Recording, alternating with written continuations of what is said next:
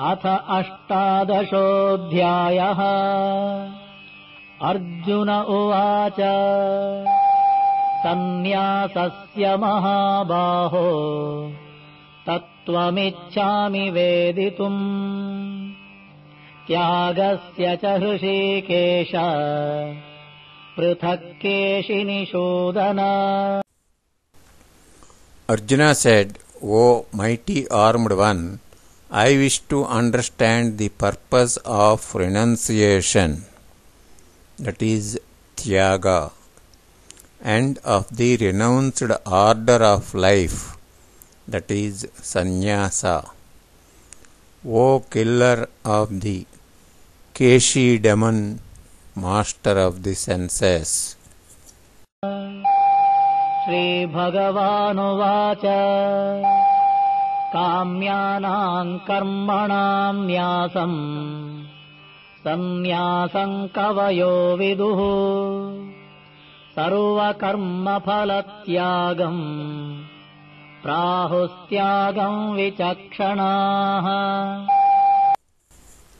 The Supreme Personality of God had said, the giving up of activities that are based on material desire is what great learned men call the renounced order of life, that is, sannyasa. And giving up the results of all activities is what the wise people call renunciation, that is, tyaga. त्याज्यं दोषवदित्येके कर्म प्राहुर्मनीषिणः यज्ञदानतपः कर्म न त्याज्यमिति चापरे। Some learned men declare that all kinds of fruitive activities should be given up as faulty. Yet other sages maintain that acts of sacrifice, charity and penance should never be abandoned. निश्चयं शृणु मे तत्र त्यागे भरतसत्तमा त्यागो हि पुरुषव्याघ्र त्रिविधः सम्प्रकीर्तितः। O best of the Bharatas, now hear my judgment about renunciation.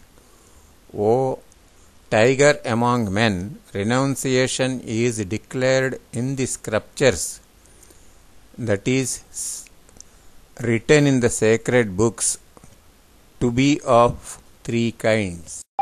यज्ञदानतपः कर्म न त्याज्यं कार्यमेव तत् यज्ञो दानं तपश्चैव पावनानि मनीषिणाम्। Acts of sacrifice, charity and penance are not to be given up. They must be performed. Indeed, sacrifice, charity and penance purify even the great souls. एतान्यपि तु कर्माणि सङ्गं त्यक्त्वा फलानि च कर्तव्यानीति मे पार्थ निश्चितं मतमुत्तमम्। All these activities should be performed without attachment or any expectation of result. They should be performed as a matter of duty, O son of Pritha.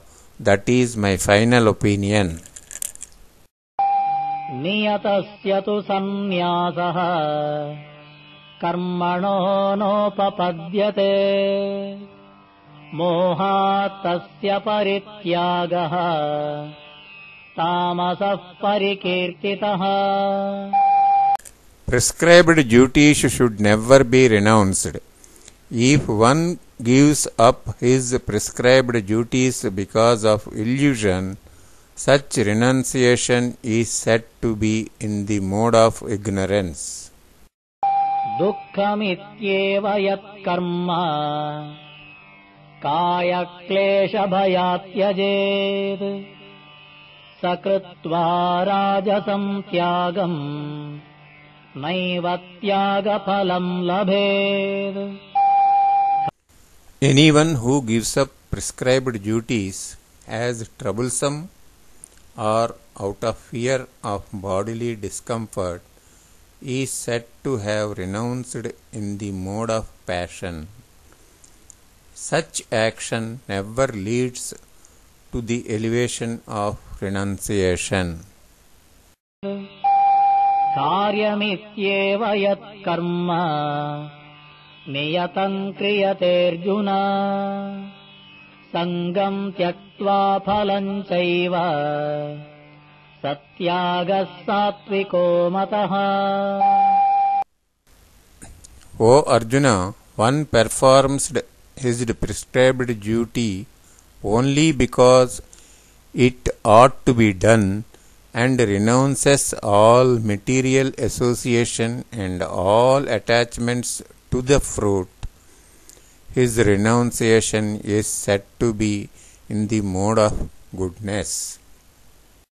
न द्वेष्ट्य कुशलं कर्म कुशलेनानुषज्यते त्यागी सत्त्वसमाविष्टः मेधावी छिन्न संशयः. The intelligent renouncer, situated in the mode of goodness, neither hateful of auspicious work nor attached to auspicious work, has no doubts about work. न हि देहभृता शक्यम् त्यक्तुम् कर्माण्यशेषतः यस्तु कर्मफलत्यागी सत्यागीत्यभिधीयते. It is indeed impossible for an embodied being to give up all activities, but he who renounces the fruits of action is called one who has truly renounced. अनिष्टमिष्टं मिश्रं च त्रिविधं कर्मणः फलम् भवत्यत्यागिनां प्रेत्य न तु सन्न्यासिनां क्वचित्. For one who is not renounced the threefold fruits of action, that is desirable, undesirable and mixed, occur after death.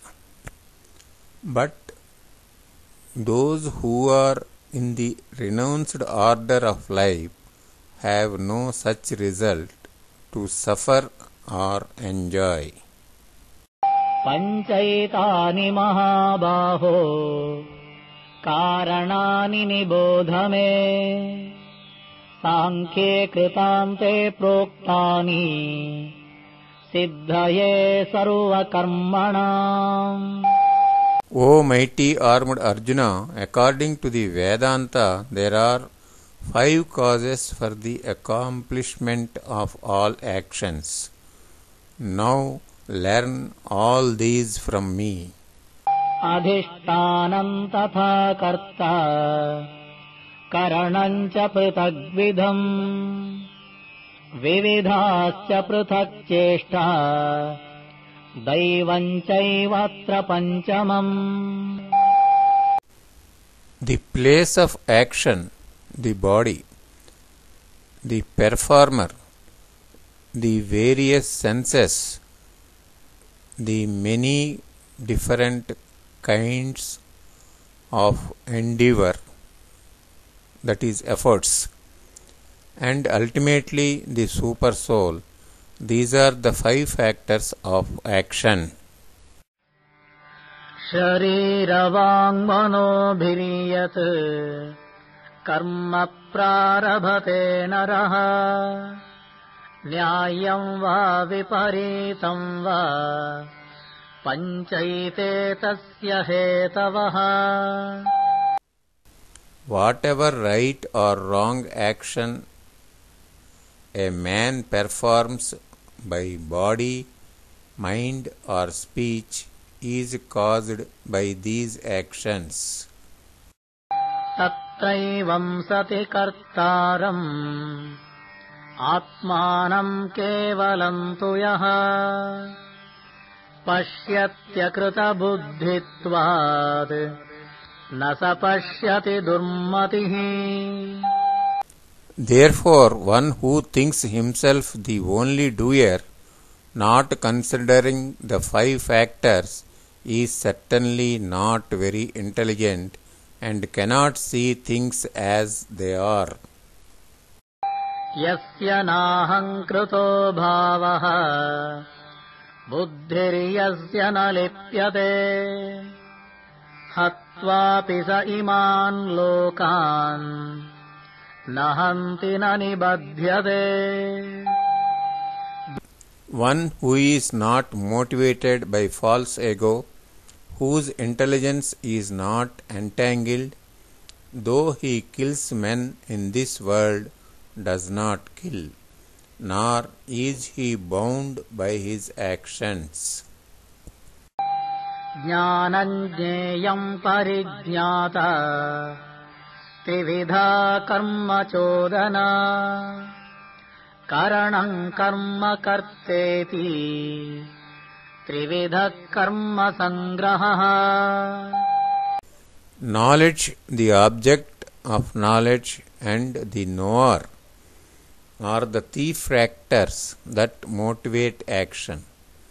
The senses, the work, and the doer are 3 constituents of action. ज्ञानं कर्म च कर्ता च त्रिधैव गुणभेदतः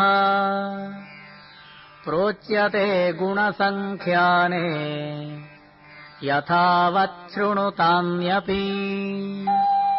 According to the 3 different modes of material nature, there are 3 kinds of knowledge: action, performer of action.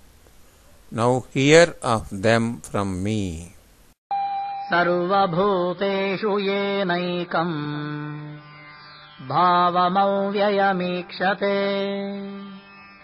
अविभक्तं विभक्तेषु तज्ज्ञानं विद्धि सात्विकम्. That knowledge by which one undivided spiritual nature is seen in all living entities, though they are divided into innumerable forms, you should understand to be in the mode of goodness.